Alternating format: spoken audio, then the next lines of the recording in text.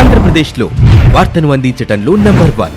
ప్రజల సమస్యలను, నిరుద్యోగ సమస్యలను, ఉద్యోగ, ఉపాధ్యాయ, కార్మిక, పెన్షన్ సమస్యలను, ఏ ఇతర సమస్యలనైనా మా సమస్యలుగా భావించి ప్రజా శ్రేయస్సు కోసం నిరంతరం వాటి నివారణ మార్గాలతో ప్రభుత్వ దృష్టికి తీసుకువెళ్లి పరిష్కరించడానికి మీ ముందుకొస్తున్న వివిడి న్యూస్ టీవీ.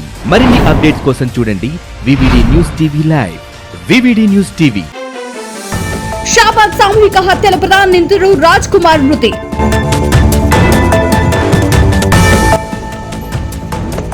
పెంచర్ల శివార్లో శవంగా లభ్యం. అతని వద్ద విషం బాటిల్ స్వాధీనం.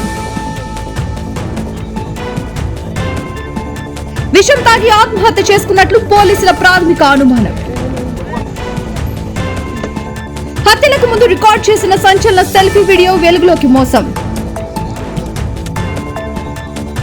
ఆర్థిక నష్టమే దారుణానికి కారణమని వీడియోలో వెల్లడి. షాబాద్ సామూహిక హత్యల కేసులో ప్రధాన నిందితుడు రాజ్ కుమార్ మృతి చెందాడు. కొత్తూరు మండలం పెంచర్ల గ్రామ శివార్లో అతని మృతదేహం పోలీసులు గుర్తించారు. మృతదేహం వద్ద విషం బాటిల్ లభించడంతో ఆత్మహత్య చేసుకున్నట్లు ప్రాథమికంగా అనుమానిస్తున్నారు. అంతకుముందు రాజ్ కుమార్ తన వద్ద వచ్చి టిఫిన్ సెంటర్ ఎక్కడుందని అడిగాడని కుమ్మరిగూడెంకు చెందిన బండారు సుధాకర్ తెలిపారు. కొద్దిసేపటికే ఓ కానిస్టేబుల్ వచ్చి అతన్ని తీసుకెళ్లినట్లు ఆయన చెప్పారు. మరోవైపు హత్యలకు ముందు రాజ్ కుమార్ రికార్డ్ చేసిన సెల్ఫీ వీడియో పోలీసులకు లభించింది. మోసం, ఆర్థిక నష్టం, ప్రతీకారమే హత్యలకు కారణమని వీడియోలో పేర్కొన్నట్లు సమాచారం. రాజ్ కుమార్ మృతిపై పోలీసులు కేసు నమోదు చేసి దర్యాప్తు చేస్తున్నారు.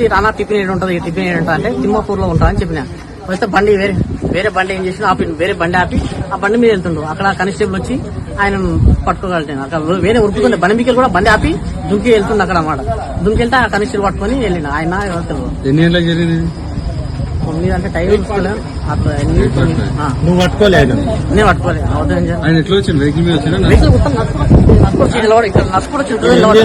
జామకాయ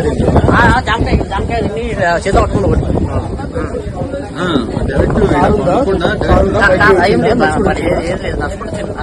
వచ్చినట్టున్నాడు. ఇక్కడనే వచ్చింది ఇదైతే పడ్డాడు.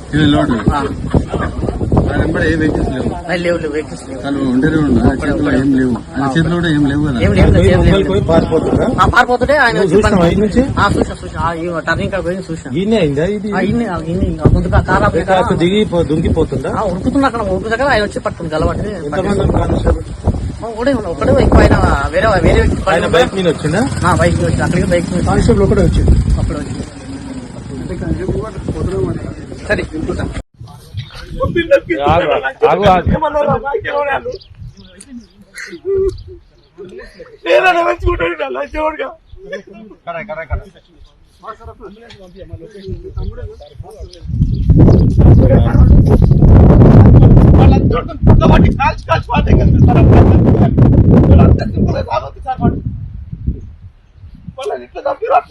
సార్ దుర్గబట్టి చంపేది ఉంది సార్. ఇంత ఛాన్స్ ఇచ్చేది లేకుండా సార్ ఇది ప్రశాంతంగా చచ్చిపోయింది సార్.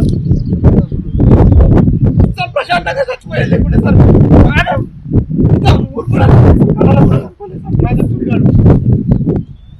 ఎంతమంది జీవితాలన్నీ నాశనం చేస్తున్నాడు. అప్పుడన్నా మందు అయినప్పుడు చచ్చిపోయి అంతా లేకుండా ఎవరికి ఏం తెలుసు.